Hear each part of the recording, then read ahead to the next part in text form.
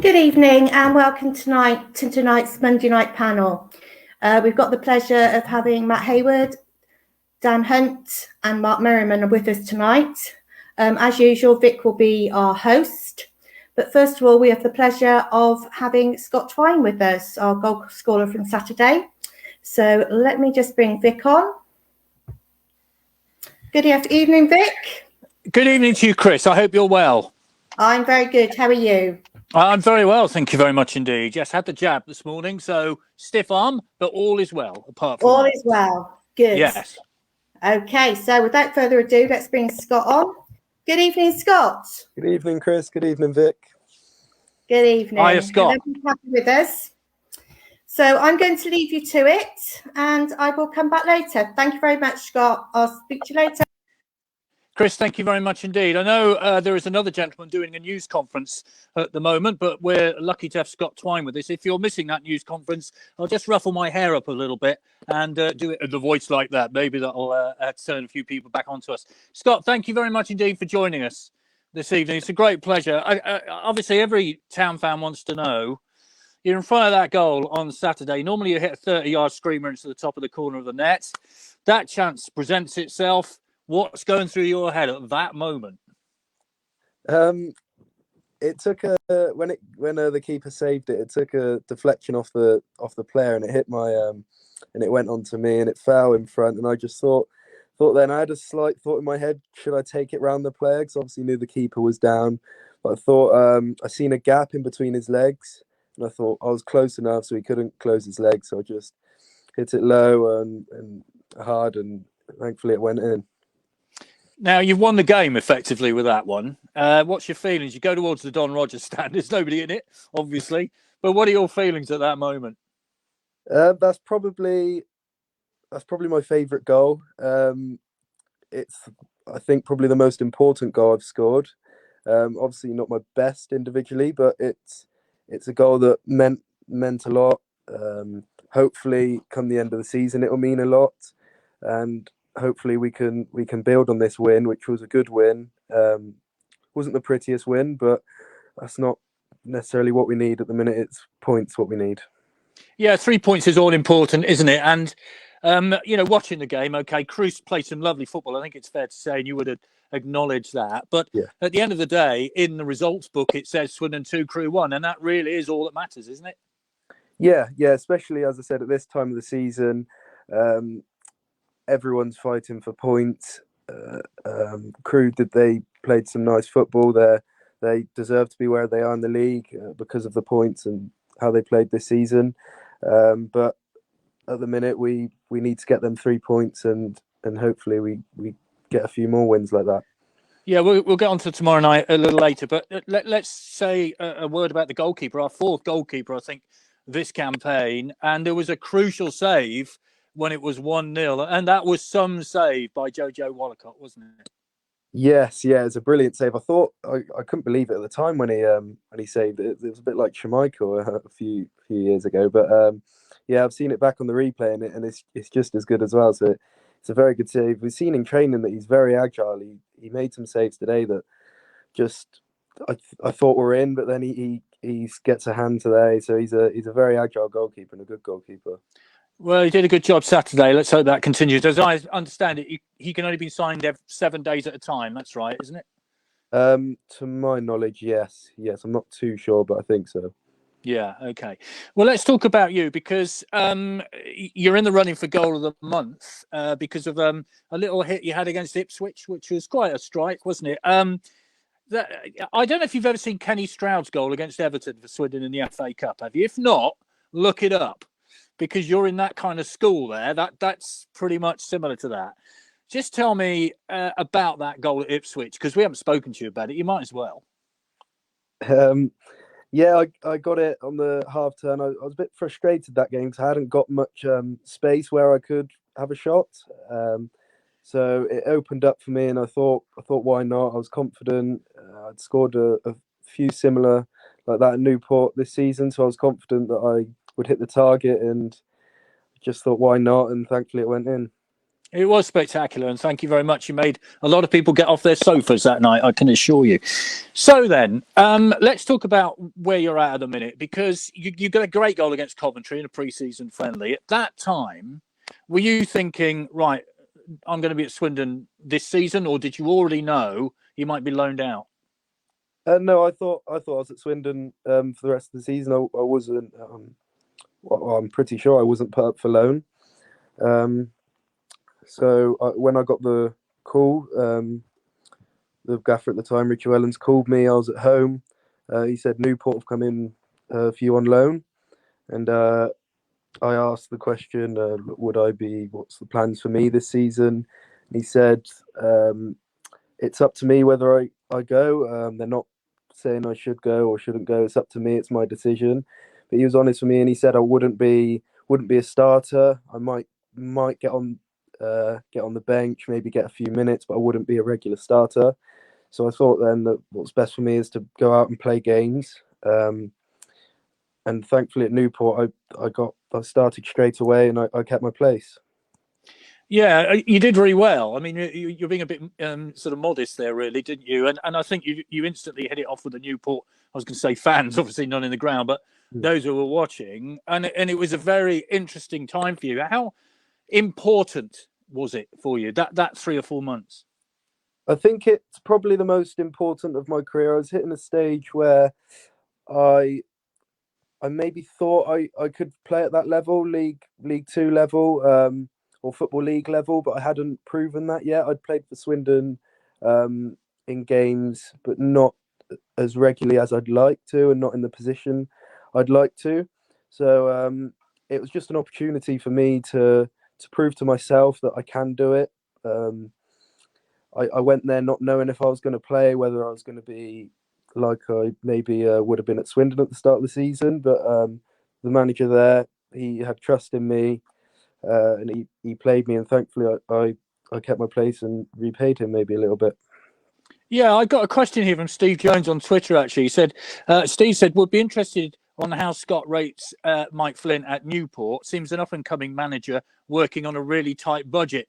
Maybe one for us in the future. That's obviously a decision down the line. But, how would you rate Mike Flynn? Yeah, I couldn't speak highly enough of him. He's been really good to me. He's someone I can trust. He's someone that I speak to. He made training enjoyable. He's helped me along the way. He's given me advice. He still to this day speaks to me, sends me messages. He's a nice bloke, and someone that I look up to in football. So would you, I mean, obviously you're back at Swindon now, but had you carried out the rest of the season in Newport, would you have been happy to do that? Yeah, I was happy at the time. I was playing football. That's all I'd ever want to do is play football. So when I came back to Swindon, I found out on the Sunday that I was coming back, and on the Monday I trained. So the night before, I just wanted to come back and play really, and I did that. So I was happy that I was playing, but that's all I want to do, just play football. And now you're a Swindonian, you're a Swindon fan, you're back at your club. How is it now? How is it settling down? Because you were in at the start, obviously, and now you've had a spell on the bench. How do you feel it's working out for you? I think we're just trying to find what works for us at the minute to get points ultimately, and I think it's been hard. It's been difficult because I've been at the club 4 years as a professional, and the club has been in League Two every season when I've been here, obviously apart from this season, but we've always been sort of looking for promotion, whereas this season I've come back and it's trying to stay in the league. So it's different, but we all still believe that we're going to stay up. We believe that we're good enough. We maybe need to play a little bit better to show that, and to get the points to deserve to stay up, really, because no one deserves to stay up for not doing anything. But yeah, it's hard. It's hard being in where we are in the league, but we've just got to turn that around. How would you sum up the spirit in the camp? Because you'll be aware there's been a lot of criticism really of the way the team's been playing. You obviously, you're from Swindon, you know that. How would you sum up the spirit in the camp? That it's better than what I thought it would have been in previous years. Everyone's still sticking together. There's no sort of cliques. I think maybe a few years ago, maybe there would have been a few cliques in the change room, but there's not that this year. They're all honest players. We all wanna win. There's no sort of big time Charlies as such. That everyone wants to improve themselves and the team, and everyone wants to get out of the situation we're in at the minute. And the relationship with the manager, how's that? Yeah, it's good. Training's been good recently. Obviously, we're trying to find a way to win games and to get points. So we've been switching styles and formations recently, but I think we just need to stick together and hopefully it starts clicking sooner or later. But that win at Saturday was positive signs, I think. I've got a comment here from George. Hello to George. He said, I'd like Scott to sign a new deal live, please. So let's talk about that, because you'll be aware towards the end of the transfer window, a lot of speculation about it. You didn't help really by popping a 30-yard screamer, did you? Let's face it. So where are we with that? Are you on the point of getting a new deal? Are you still talking? What's happening? Still talking. There's just obviously I'm a Swindon fan. I want to sign a new deal. There's just a few little things that I'd like to be adjusted on that. But yeah, hopefully soon I'll be signing it. When you say soon, I'm going to push you on this. When you say soon, how soon is soon? It depends on when things get slightly adjusted, I think. But yeah, hopefully. Well, I'm happy to be at Swindon. I'm a Swindon fan. I want to be here. I want to play in front of the Swindon fans. I don't know if we can play this season, but hopefully next season with the Boris announcement. But yeah, I want to be here. Well, I think it's fair to say 17th of May, unless there's a playoff push, Scott. Up to you. Get on with it. Unless there is, we won't be back in, will we? Between now and the end of the season. And for many of us, as you will know, you'll have family in Swindon. It's been a very disappointing time. We understand the reasons. But it would be great to get in there in the county ground next season and see Scott Twine in a Swindon shirt. Yeah, I agree. As I said, all my family and friends from Swindon. I want to be here. So hopefully that happens. Yeah. So as far as you're concerned, your future's at the county ground. Yeah. As far as I'm concerned, it's here. Good man. Right. Okay. Well, we'll keep an eye on that one, obviously. This is from Anthony. Sign him up, sign him up, sign him up. So that'll tell you how Swindon fans are feeling. Scott is always willing to talk. Big thanks. That's from Paul. From Stephen, is Scott frustrated at the lack of game time since his return? We kind of touched on that, but are you? Yeah, of course. I want to play. I want to play every minute of every game. I know that's not possible, but that's what I like doing. Not someone who likes being on the bench, obviously. Wouldn't say as much frustration. I just obviously it can be at times, but I know I've got to earn my right to play, and doing things like scoring goals helps me play.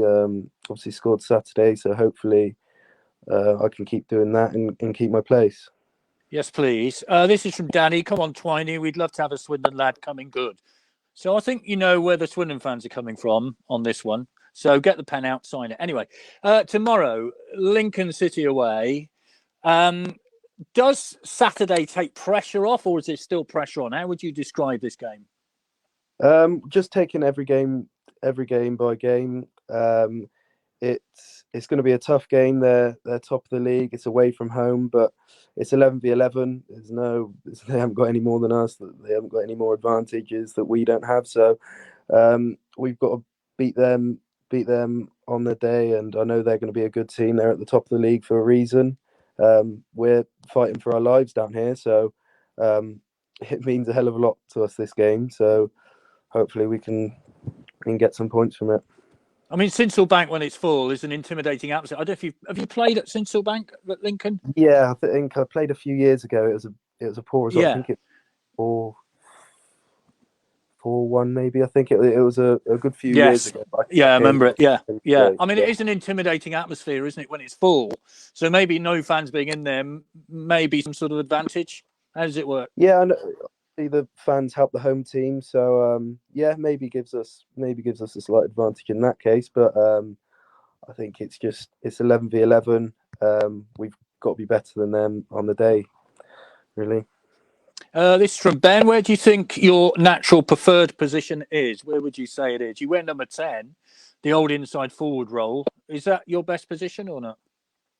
Yeah, I think it's maybe changed. I thought as a youth team player and growing up through the academy, I was always a striker.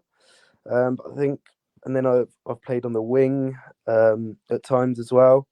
But I do think my best positions are in the middle, in the 10, or as even a number 8 role, depending on the style of play. But yeah, I think number 10, number 8 is probably my best. But I'm just happy to play anywhere, to be honest. I just love playing.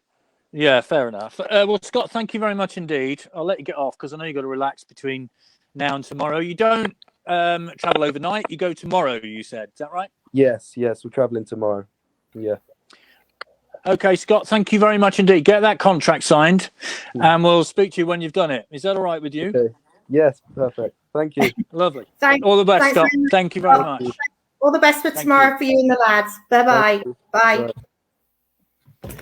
Well, there Derek. you are. Well, a lovely chap. And yeah, we wish him well tomorrow. Obviously, big game. Me too. Okay, so let's bring on our panelists. So we've got Mark, we've got Matt, and we have got Dan. There we go. So enjoy, and I'll speak to you later.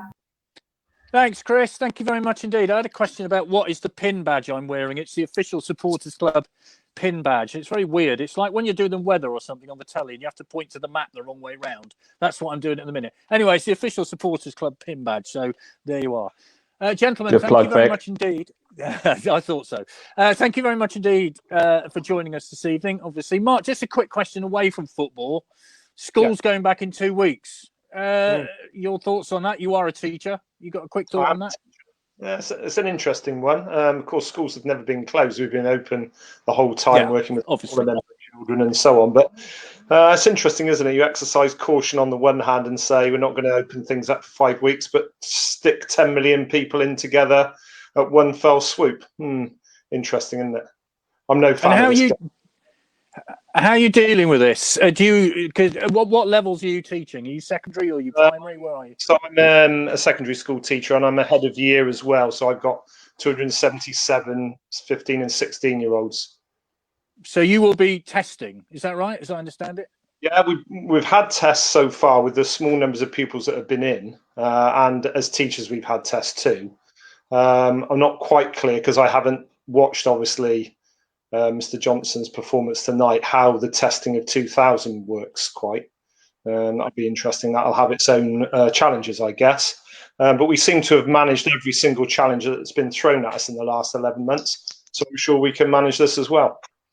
Well, good luck with it. And we appreciate the work that you do. And we also appreciate the work of Matt Hayward as well in Postal Service. Matt, thank you very much indeed for joining us. No problem. And Dan, obviously, the work that you do too. So thank you to everybody who does work at the minute. Those of us who are retired, we'd have no problems with that, except homeschooling with grandchildren.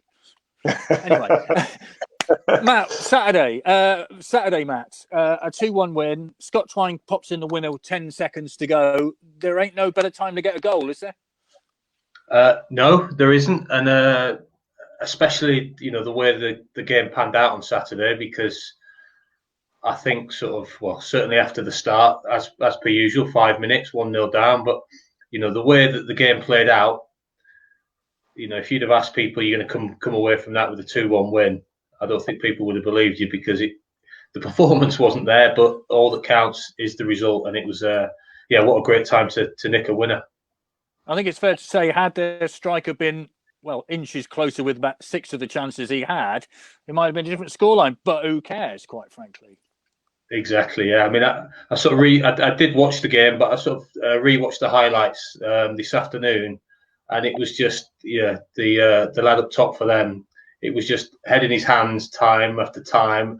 And after about the fourth one, you could see their lads were just down and they couldn't believe it. It's like, what's happening here? But, it was one of those days. And luckily for Swindon, it was, popped up the other end and got one. And do you get that feeling as a player, Matt, that it ain't going to happen for us today? We've given away a daft goal, a great header, let's be fair. But, we've given away a goal which we shouldn't have done. As a player, do you think it's not going to happen today?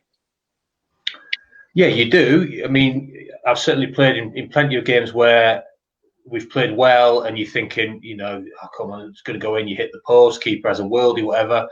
I've certainly played in lots of games where you come away feeling aggrieved that you should have won. I'm not sure I've played in many games where we've played as badly and come away winning. So, but like I said, the result was all that matters, especially the way that the other results went down the bottom on Saturday as well. Yeah, Dan, they're doing their very best, aren't they? I mean, I can't remember a season where so many clubs are losing games and making it easy for the teams around them if they go on a run to get away. It's incredible. Yes, it is very much a mini league of 7, and we've just got to make sure we finish in the top 3 of that 7. I suppose what will be proven over the next couple of months is whether or not those teams around us have been right to change managers. I see Joey Barton's been appointed at Bristol Rovers today, and a whole host of other teams. Burton, Wimbledon have taken sort of positive action to change the managers, and somehow Sheridan clings on at Swindon Town, and this looks like we're going to have to get used to playing badly and winning. Because I was thinking this earlier, the last time we actually played well, and I think I had to go all the way back to, obviously Ipswich, that's a given, but before that, probably Gillingham away, where we played really well and lost, which was the sort of opposite of the Crewe game on Saturday, actually. So, yeah, I suppose they say it evens out. Perhaps that was luck evening out a little bit. Did you leap off the sofa, Mark, when that goal went in? I mean, I did. Simple as that, really. I had a funny one, actually, because I was watching the TV at the same time as watching it on the laptop, and the TV was out of the laptop, so I saw we'd scored on the TV, and then had to wait for a moment. It was just disbelief, because I kept looking at the screen thinking it was going to read Swindon 1, Crewe 2. As Matt said, so many chances for that guy. Was it Mandronay up front? He's our best player. He was our best player by a long way. I mean, how he missed some of those chances is beyond me. I think I'd have fancied myself to score a couple of them, really. And then we just nicked it. So, yeah, as Matt rightly says, we just got to be grateful for the result. It was a fantastic result given the performance. And I echo what Dan says.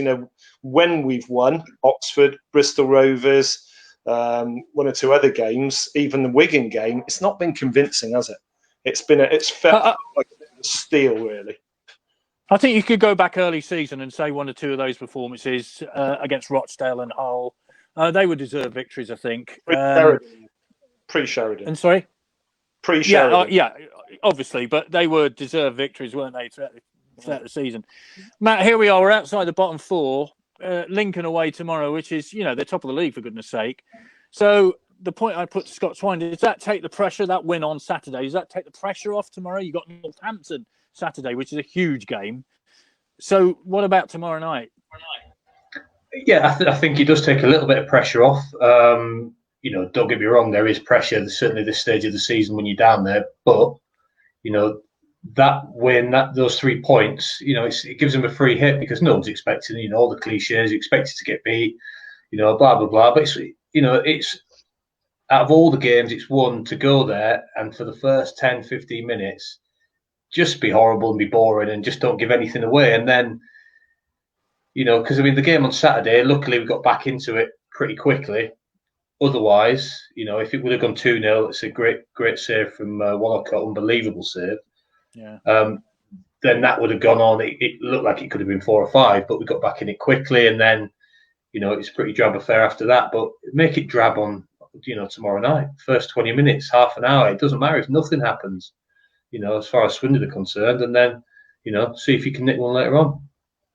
I mean, to be fair, Dan, even if we were travelling up there as fans and we were sitting on the bus, what we would be saying is, I don't care if this is a horrible game. I mean, Lincoln in the past have been a team that well, grind out results. You know, when the Cowley brothers were there, that's how they played. And, you know, as a supporter, I'd quite happily sit there and watch 89 minutes of drab football with a 90th minute winner, wouldn't you? Yeah, just tomorrow night, like I say, free hit. If you can get players like Twine and Hope on the pitch, and I hope they both start after Saturday just gone, then you've always got a chance of doing something a little bit magical and perhaps grabbing a point or 3 points if I dare to dream. On the point about Lincoln, I have a good friend, an ex-cricket teammate who's a Lincoln fan, and I used to give him almighty stick about Lincoln being an awful side to watch, but I don't think you can say that anymore. Michael Appleton has done a really, really good job at Lincoln, following on from the Cowley brothers, playing some good stuff. And you just look at the company they're keeping at the top of League One. You know, they're above sides like Charlton, Sunderland, Ipswich, Hull, all these big clubs at this level. So I think, you know, we should be looking on enviously at Lincoln, a side who, even when fans are in, you know, they average 9,000 on the gate. So it must be a really good role model for Swindon at this level to try and do a lot better than we're doing right now. I mean, I have to say, Mark, when I've been to Sincil Bank in recent times and you go there, the atmosphere is incredible. I used the word intimidating to Scott a little while earlier, and it is. I mean, you know, when they're going, they're going. There's no question. Those fans are amazing, and them not being there must be some kind of plus for any team who are playing there. Yeah, I'd agree with that, Vic. I've never been to Sincil Bank, actually. It's one of the few grounds I haven't been to in my many years as a Swindon fan. But yeah, and Dan's right. I like Dan's point about, you know, the fact that they could be a role model for us. You know, I think that's a really good point, isn't it? Because, you know, probably well managed off the pitch, good manager, you know, board, all going in the right direction, which of course is what you need for any successful football club. Yeah, they got a lovely. Well, in the days of fans, they had a great thing outside the ground where people could mingle. There was food stalls, music going on, you know, really family stuff. Right, fans, Matt. The 17th of May is when Sports Stadia will allow people back in again. Great for the cricket season, Dan, I know. And I'm looking forward to watching Somerset, to be fair. But, you know, football, as far as Swindon are concerned, effectively, unless they do go on a playoff push, no fans for the remainder of the season. But next season, hopefully, fans back in again. So that's got to be something to look forward to, hasn't it? Yeah, massively. I mean, I think we've all sort of had enough of it now, even watching the games on telly. You know, it's not the same game. It isn't. You know, the season wouldn't pan out the way it's panning out if there were fans in the stadiums, and that goes for, you know, all the leagues. Unfortunate that 17th of May comes after the end of the season, but, you know, if that's a day setting, you know, I know it isn't nothing set in concrete, but, you know, it's sort of set. And you can think, right, as of next season, we're back to normal. Vaccinations have rolled out. We can get some fans in the ground, you know, and hopefully not just, you know, 1,000 fans and this and that. You know, get back to you know, packing the stadiums, and then it becomes football that we know and love again. Yeah, because it is, you know, you would know, Matt. You work behind the scenes at Swindon, don't you? So you will know the social side is vital, isn't it, to people who go to football? Yeah, of course it is. Yeah, I mean, it's your whole routine on the Saturday. You know, people, you get up, you have whatever you have for your breakfast on a Saturday. You know, you meet your mate, you go to the pub, you do whatever, you walk to the ground. You just have those little routines, and that's what football's all about. You know, the away days, the minibus, the coach, the 5 of you in a car doing whatever you do, stopping at the services. It's all part of the game. You know, that's what fans miss. You know, more than as much as actually, you know, going and shouting at the team. It's funny you mentioned the services, because the group of people I go with, we have a certain spot in all of the services around the country where we always stand when the coach stops. Bizarre, but true. Yeah, cricket coming back, Dan, hopefully. My first game will be, hopefully, New Zealand at Taunton, which I'm really looking forward to, looking at the fixture list, so that's quite good. What are your thoughts on that? I mean, it would be lovely to think that come August, the big kick-off, we can just go to football again. Wouldn't that be great? Yeah, I mean, forget August. I just really want to be stood at Swindon Supermarine in early July, sipping on a pint. Yeah, you know, 20 degrees, wearing some jean shorts and just relaxing and just feeling normal again. So come on, the vaccine. Well, it's coming even for young people like you. Yeah. So that's fair enough. I'm going to talk to you about the open letter in a minute, Dan, because you're from the Yeah, trust. So we need to talk to you about that. Mark, you were quite vociferous in the fact that you wouldn't renew the last time you were on the panel your season ticket. Are you still of the same opinion, or are you beginning to waver? Oh, so difficult, Vic, isn't it? You know, when you've been a fan for 47 years, and I know you've been a fan for longer, you know, you don't do these things lightly. Obviously, I stand by what I said before about the lack of transparency coming from the top of the club. And, you know, it's no coincidence that the owner comes out with a statement, you know, when perhaps season ticket monies are required for this season. It was very, very difficult. So at the moment, I'm going to stand by it. I'll see what happens. I think there has to be a change of manager. I don't think John Sheridan, whether we stay up or not, can take us into another season. I just don't think people will buy that. And as far as a change at the top, okay, well, we're looking for somebody else. Can the fans run the club? Are there people out there be interested? I know there's probably historic debt that goes along with the club as well to perhaps prevent that. But yeah, so many things you know, need to be answered, don't they? So many questions, Vic, need to be answered. And I don't suppose we've got all the answers to those. So difficult. I mean, that's a really roundabout way of saying I don't know, isn't it? Fair enough. I can tell you're wavering, and like you say, those of us who are long in the teeth have been going for goodness knows how long. It is a difficult thing to stop doing. I'm going to put all these sort of in a group, Matt, because they're pretty similar. But this one from Pete is pushing until the end and scoring at the death, a good barometer of the team spirit. Is it surprising, would you say? But they did get the goal right at the death, and you can't get a better time to score, can you? Yeah, ordinarily you'd say that it is a great sign of good team spirit. With regards to the game on Saturday, they didn't look like scoring at any other minute in the game other than that, apart from Brett Pittman's chance, I'd say. It was just, I don't know, it was just a strange game. You know, to come away from it with a win, regardless of what time the goal went in, that is all that counts, really. I mean, listening to Scott Lenny, who was saying that the lads, you know, have got a good team spirit and are sort of all in it together. So, you know, that's promising. It's just a case of showing it on a more regular basis, perhaps, you know, a bit more adventure, because there didn't seem to be any adventure on Saturday in terms of, I know it's been a while, sort of creating chances in like 6 halves of football without a shot on target. But, yeah, you know, to get one in the 94th minute, happy days. Vic, yeah, it's ironic. Yeah, sorry, go on, Mark. Yeah. I mean, just to echo what Matt said, but also to look at the goal, the winning goal. If you think about that goal, it's probably one of the few occasions where we played a bit of football. It's a nice bit of football, a nice bit of skill by Palmer in midfield.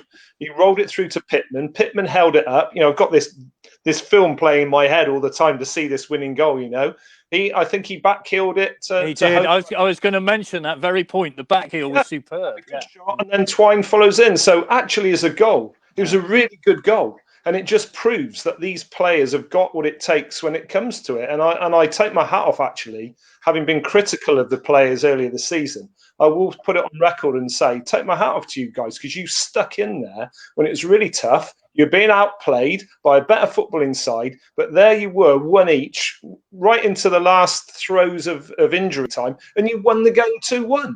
So it proves it can be done if you stick to it. So fair play to the players. Yeah, I was going to mention the Brett Pittman back heel, which could sometimes get lost in the goal, couldn't it? It was a tremendous piece of skill. This is from Stephen. Matt, what points tally will be needed for safety this year, do you think? A low tally? I think it looks like that with the fact of, you know, it's 4 from 7.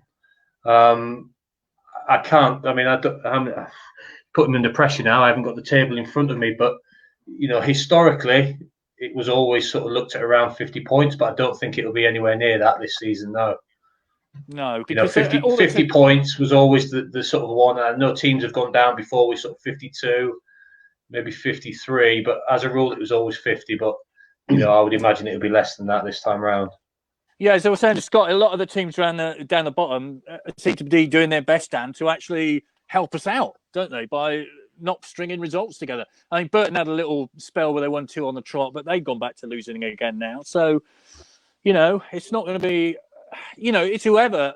John Sheridan says we're the best team out of the bottom 7. Well, whoever gets the best results out of them bottom 7. It's that simple, isn't it? Yeah, I think we might have the best squad, but we might also have the worst manager, being candid. If I was to proffer a guess, I think 46 points will keep us up this year, looking at how bad some of the teams have been down there. I think the key from a Swindon point of view is not necessarily like the games in the ilk of Lincoln away. It's going to be the team around us and how we get on against them. So that Northampton game is, massive. No other way of putting it. The rearranged Bristol Rovers game, massive. Further games against Wimbledon, teams like that. So if we can win the games in our mini league, that will obviously have a very big help in keeping this up. But we'll see. All right, I will get to the open letter in a minute, but lots of questions coming in. This Mark from Lena: how big is the rebuild job going to be in the summer? Well, we have one every summer, it seems to me. But if Scott does sign that contract, and it seemed he wants to, by the sound of it, but it's a big deal for him, isn't it? At his age, he's not old. He's 21. His next contract's a big one. But is he the sort of player you can build a team around? Is he that good, or are we over-egging the pudding? What do you think? Sorry, you're asking me. Yeah, I really like the way he came across. Yeah, I thought he spoke really well. And you listen to some players and you're not sure, but he came across as a really genuine lad. And you really want, as a football fan of this club for so long, we want local lads to succeed at this football club. With the greatest respect to Matt, we love Matt to bits and all the rest of it, but we want local Swindon lads to succeed, and we haven't had them since the Thompsons. Who else has there been? We dallied a little bit, didn't we, with my mate Sol Price from my school, but he lasted literally a handful of games, and that was it. And despite scoring on his debut after about 10 seconds, didn't he? Yeah, right. And 2 goals on his debut, the first in 40 seconds. And then he rarely got a look in after that. And you just want Scott to succeed. We want him to sign a new contract. We want him to do well. He might have to succeed in spite of this manager, though, because I don't think the manager knows where to play him. And he is, I think you alluded to it, Vic. You said he's a number 10. Off a big target man, I think he'd be hugely effective because he's got a trick. He's also, as we've seen, capable of scoring some great goals as well as, adding to it by scoring what effectively was a tap-in on Saturday. So, yes, I'm not sure that he's that good, but he's certainly good enough to play at a high level in League One. So, yeah, let's get him signed up and let's get him playing for his football club, for our football club. That's what we want. Yeah, he sounded genuine in that he wanted to sign, which is great. Lena, thank you. This is from Jim, Matt, for you especially. Why are we continually letting in early goals? On Saturday, we're sitting there after 5 minutes thinking, oh, here we go again. Another one goes in.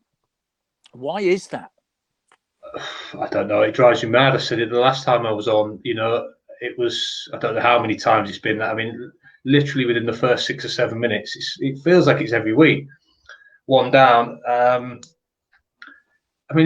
It's got to be a concentration thing, but surely, out of everything, that's got to be drilled into the team sort of last thing before they go out.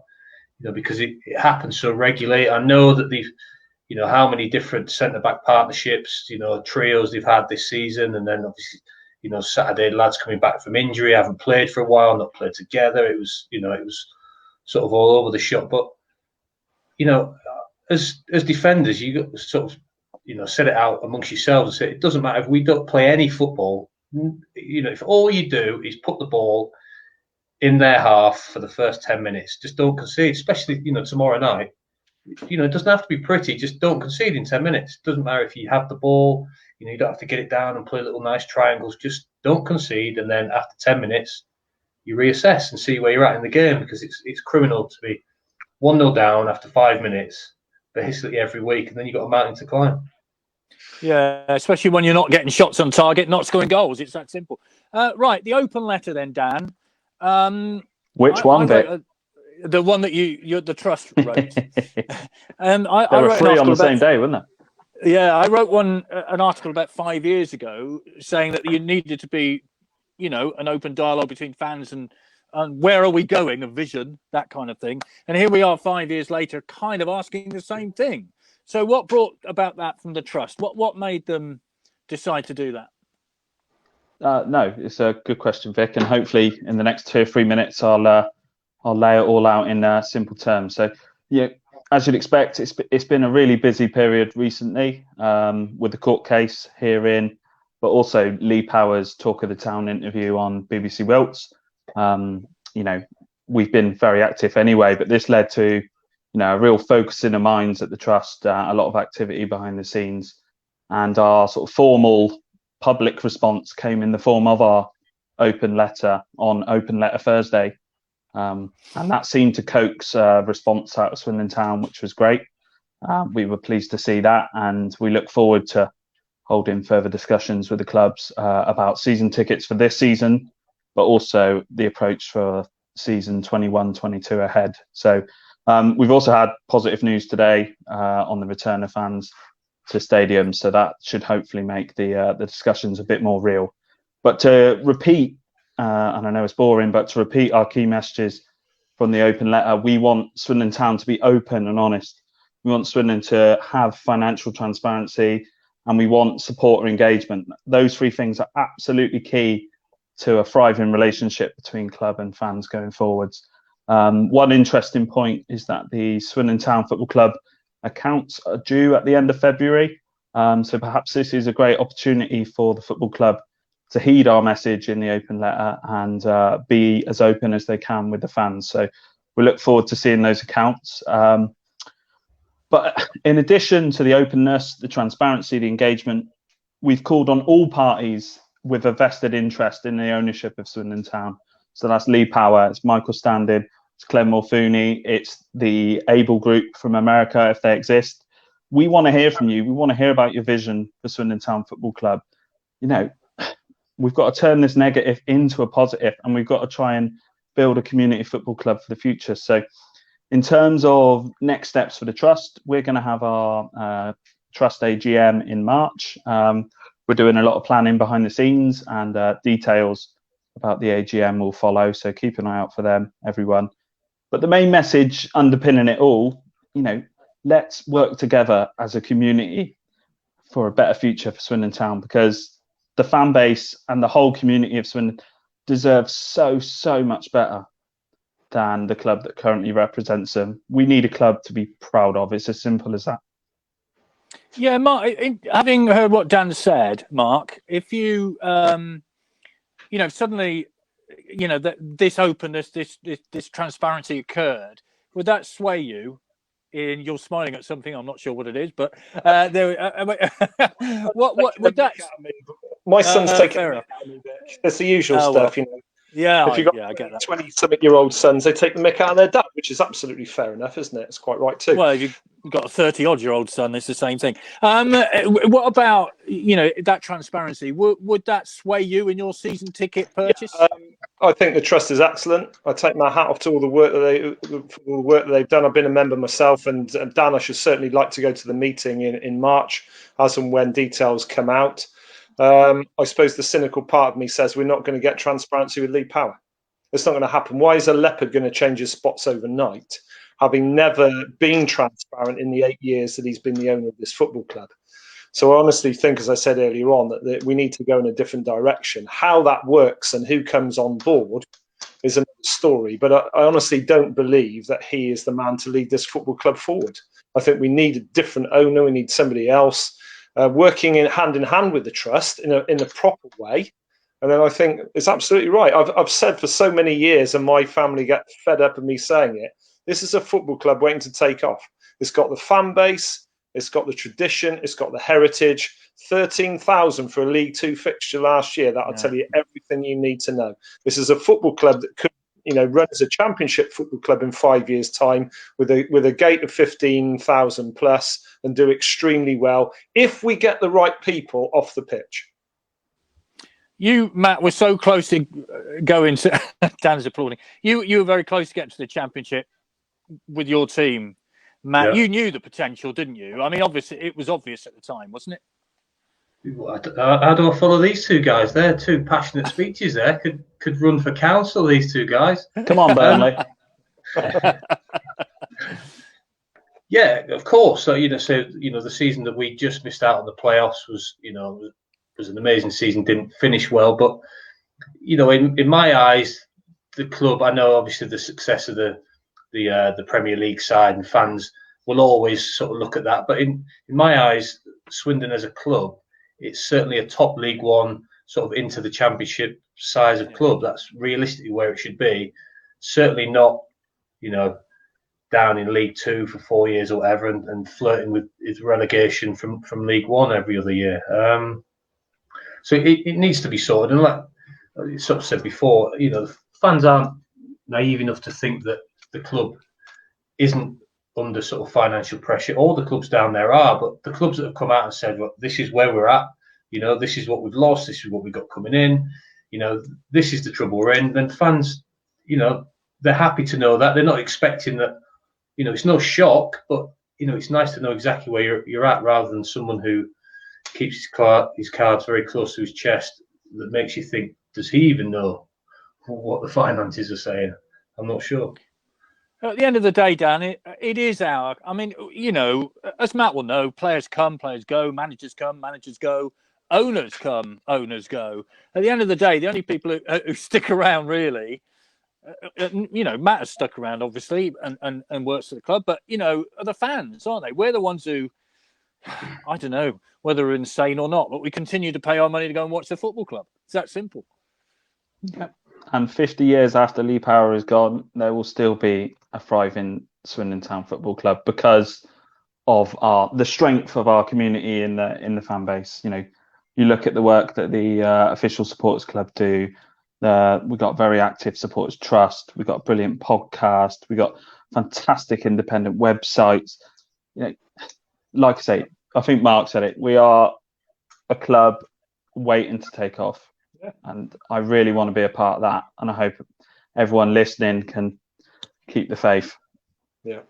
Yeah. Right. Let's get back to on the pitch then. And there's a lot of questions here, so I'm going to read one or two of them out. This is from Paul. Is Dion Conroy getting an easy ride because he's comfortable on the ball? He's the core of the defence. Shouldn't he be taking charge and bossing the other defenders around? This from Rob. If we lose tomorrow and on Saturday, do you think Power will release Sheridan? From Kevin, our back five were all over the place on Saturday. Is this a lack of training? And this back to Dion Conroy. It's his best position in the centre of a back five. It feels like he has a better understanding of danger there and can be the last man. From Derek, surely when it comes to the rebuilding of a squad for next season, we must sign players on permanent contracts rather than have five loan players. And from Clive, with the exception of Matt Smith and Mark Travers, the quality of loanees haven't improved the team this season. I give you Norwich signing. What are we doing with that? Let's go to that point from Derek, Mark, because wasn't it great to hear Scott Twine say, it's his team. He wants to play for his team. Whether he signs that contract or not, that's in the future. But I've always been one of the people who've said, I don't want loan players. I want permanent players. I'm not sure how practical that is in today's football, but this continual changing season after season, it can't do much good, can it? Well, I think it must be particular to Swindon Town. I think we all know that, loan players play a vital part of lower league football. We're not stupid. We know that you have to get some loan players in every season. But we also know, because we've seen it so often in the last 8 or 9 years, that every single season we seem to be tearing up the team from the previous season and, starting afresh. And that's just no good. There's no continuity, is there, whatsoever? You've got players who are coming in on short-term deals, players that you don't see again, players who are coming in on loan who are probably not that good. Then players who have come in on loan and they go back who are good, like Matt Smith. That was absolutely bizarre as a footballing decision when we could see the guy that's got real talent. Makes no sense whatsoever.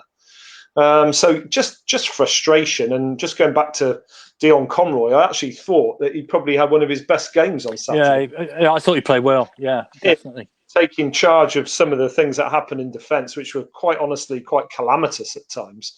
We could have easily lost 5 or 6. He was really good, I thought, and along with the keeper, probably my man of the match really on Saturday. Yeah, I would agree with you.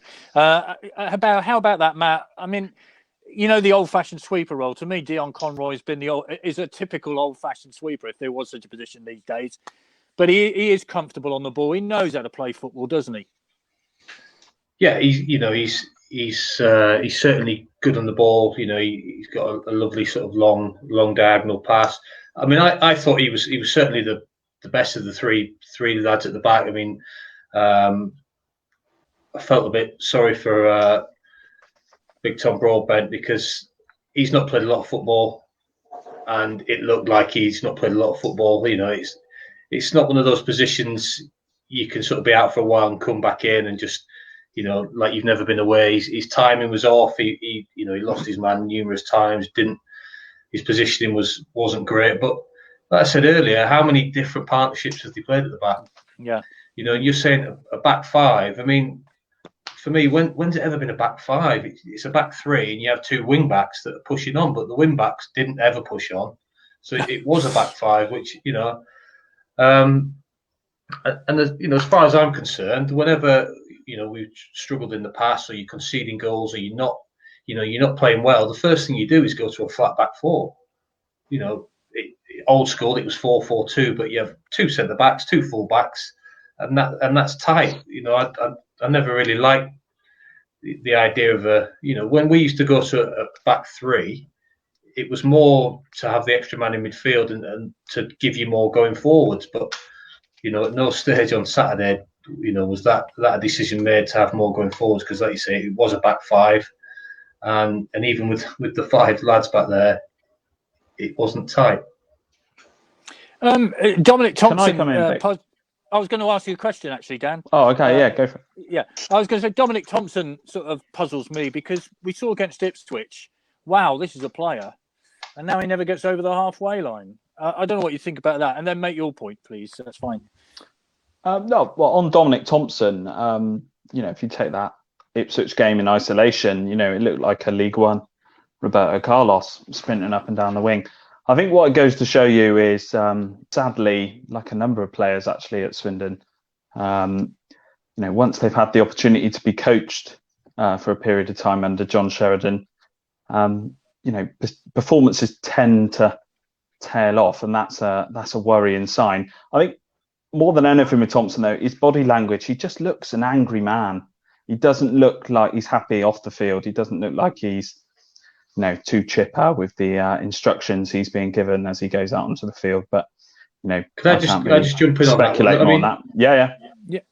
He looks to me like he's an unbelievable athlete. There's no doubt. He's got pace, and he does. He looks angry. He looks like he's got a bit of a chip on his shoulder about something, but he can't defend. Like, he's an awful defender. He gets caught ball watching.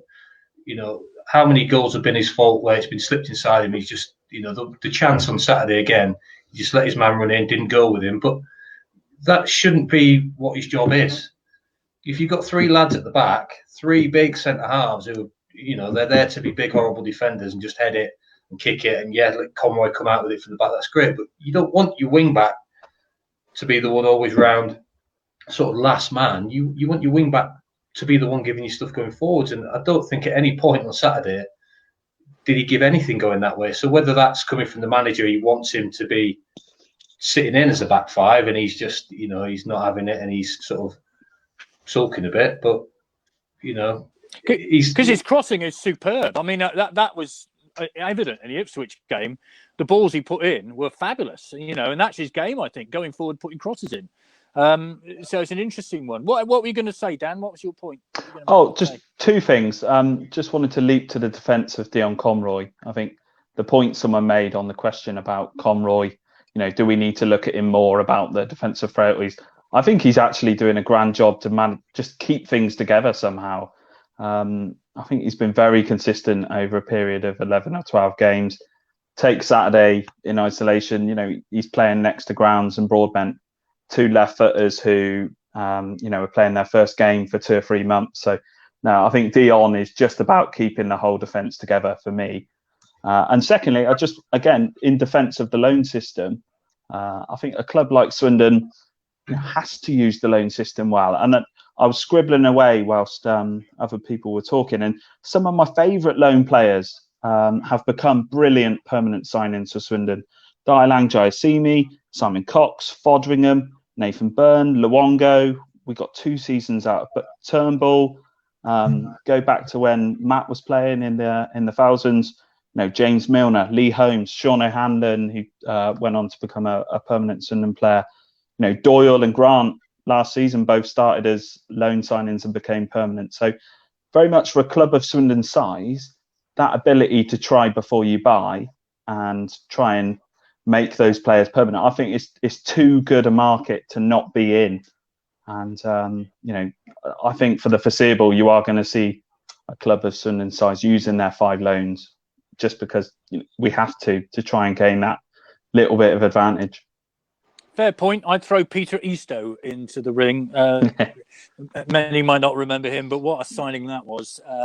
Fabulous player. So here we are, Mark. We've got Northampton Saturday. We've discussed Lincoln. Boy, that's a biggie, isn't it? That is not a 4 to lose one. You can't afford to lose that one, surely. No, I don't think so. Just before I comment on that, Vic, if you don't mind, just to sort of echo what the 2 chaps have said in terms of the players, I want to jump to the defence of the players again. Certainly, as far as Thompson is concerned, I see a player there, and I think we saw that at Ipswich, and he's definitely been Sheridan'd, hasn't he? You can see that. And if you listen to what happened at Portsmouth, where, of course, there was no commentary on iFollow, and you had to listen to Sheridan's invective for the whole 90 minutes.